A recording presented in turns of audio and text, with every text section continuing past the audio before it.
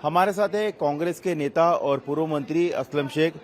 असलम जी, जिस तरह से यूसीसी का मामला उठा था और उस चर्चा के दौरान सना मलिक कह रहे कि पाकिस्तान जो है वो कुरान को फॉलो करता है और भारत में भी है, कुरान को फॉलो किया जाए, इस्लाम को फॉलो किया जाए। क्या इनकी बात से आप सहमत हैं?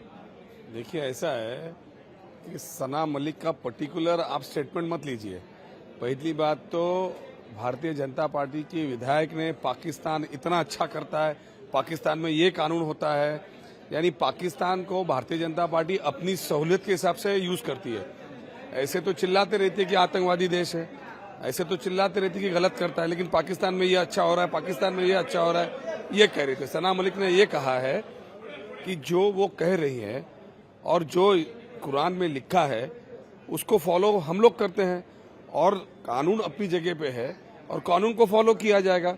उसको इस तरीके से पोर्ट्रे करना कि सना मलिक ने कुरान के बारे में कहा, सना मलिक ने ये कहा कि कुरान में लिखा हुआ है और उसको हम लोग फॉलो करते हैं। इस्लाम को फॉलो करे ऐसा वो कह रही है, लेकिन बाकी लोग ये कह रहे कि देश तो संविधान से चलता है, इस्लाम के कानून से थोड़ी देश चलेगा। तो उसने कब कहा कि कुरान के हिसाब से देश चलाइए, कॉन्स्टिट्यूशन के हिसाब से देश चलाइए?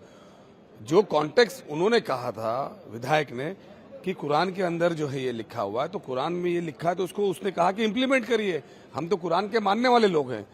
अब जो है नया इशू को लेकर विवाद हुआ ना, वो कह रहे कि कुरान को इम्प्लीमेंट करिए, मतलब कुरान से देश चलेगा। नहीं, उन्होंने बिल्कुल ऐसा नहीं कहा। आप उनका स्टेटमेंट देख लीजिए और मेहरबानी करके इस तरीके की गलत न्यूज मत फैलाइए। उन्होंने कभी भी नहीं कहा। उसने कहा कि इस्लाम मुसलमान जो है वो कुरान को फॉलो करता है और कुरान की बात को अमल करता है। इन्होंने कहा था कि पाकिस्तान में जो है इस तरीके से जो है बढ़िया काम हो रहा है, पाकिस्तान में इस तरीके से बढ़िया कानून हो रहा है। आप उनसे पूछिए ना कि मैंने पूछा था तो उन्होंने पूछिए कि भाई इस तरीके से आपको पाकिस्तान जब चाहिए तब अच्छा लगता है और नहीं तो आतंकवादी देश हो जाता है। पूछा था, उन्होंने ये बोला था कि पाकिस्तान में जो रेशो है बहुविवाह का, पॉलीगमी का, वो सिर्फ 1% है और उससे ज्यादा रेशो इंडिया में है।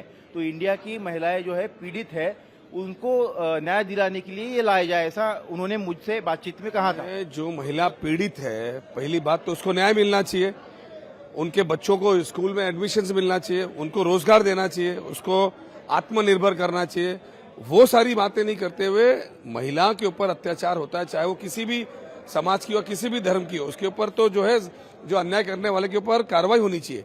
लेकिन वो जो था सिर्फ मुस्लिम महिलाओं के ऊपर ही अत्याचार हो रहा है करके वो विधि आई थी।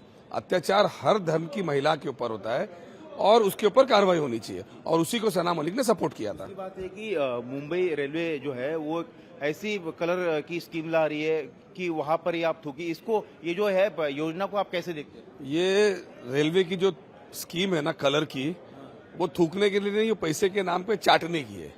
जो पैसे वो लकीर मारने में लगा रहे हैं उसमें वो थूकने का बिन लगा देंगे जगह जगह पे, तो लोग वहां पे जाके जो है वो थूकेंगे।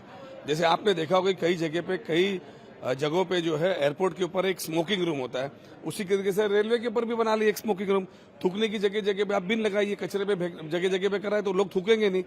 आप व्यवस्था बनाइए, अरेंजमेंट बनाइए। ये लकीर खींचने से अगर काम होने लगा देश तो चल पड़ा। फिर दूसरा सवाल है कि कल एमवीए की बैठक हुई थी, एमवीए की बैठक में कुछ विधायक नहीं आए थे, उसको लेकर सवाल उठाया जा रहा है आपको। हालांकि उन्होंने तर्क दिए थे कि कुछ काम से नहीं आ रहे, लेकिन शरद पवार भी साहब उसमें नहीं आए। उद्धव ठाकरे गए, उन्होंने सवाल उठाया कि क्या हम यूनाइट है, और यूनाइट है तो यूनाइट काम करे, तो उनके बयान को लेकर भी सवाल उठाए जा रहे हैं। देखो, यूनाइटेड है उद्धव जी ने बोला, मैं तो उसमें नहीं था क्योंकि मेरे जैन मंदिर का एक प्रोग्राम था मेरे कॉन्स्टिट्यूंसी में, तो मेरा वहां कमिटमेंट था।